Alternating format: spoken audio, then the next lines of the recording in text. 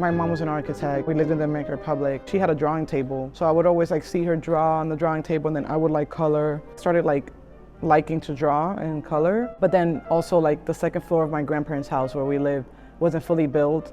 So there was like a bunch of like old cinder blocks or just like materials for building. So I kept like making things with them. So then I started like, oh, I like making things too. So I was like, okay, there's like the sculptural beginnings and then the like drawing, painting beginnings. I went to like boarding school and like focused on fine art. Then I went to undergrad and focused on sculpture and performance. Now I'm at Slade doing my MFA in paintings.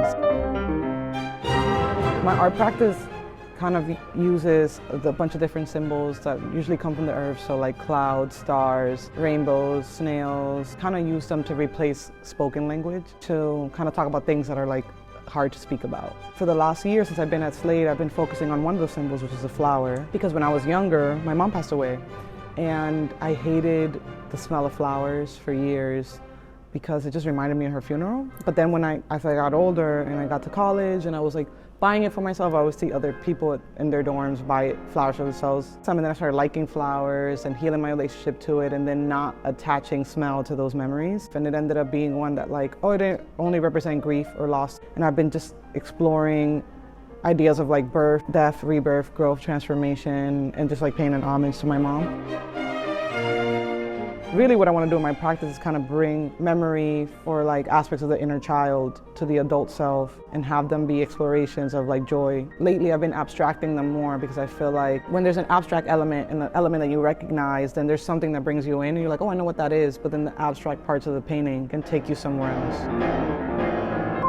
A lot of my compositions are intuitive. They don't come from a drawing because, again, I'm trying to tap into the inner child, so I just want to like tackle a canvas from like where my body and my mind and my spirit wants to take it. So I'll like prep a canvas, prepare the ground, because I'm using a brush instead of a roller to like stretch the big canvases and like to prime them. There's certain marks that I make, so then when it dries, you still see the traces of how I like prepped it, and then I'm like, I like these 3 brush strokes in this corner. Let me make it a composition coming out of that and have my body be part of the conversation. But I know that like there's gonna be the element of the flower or like the things or the emotions that I'm feeling that are gonna inform the work. Then the art brain comes into play and it's like, is this even readable for what I'm trying to say? Color to me is really important. When you go to a store and you see a bunch of candy and then you're like, oh, like that's sweet, I wanna get that. I wanna like draw you in. And when you live in the islands, the Caribbean, or even Latin America, because I've seen this in Brazil, the houses are so colorful. The way people dress is really colorful. So I feel like a lot of my use of color, it's connected to like the architecture of like places that I grew up in. Art is the ability to reimagine reality. And by reality, I mean like the present moment and the past.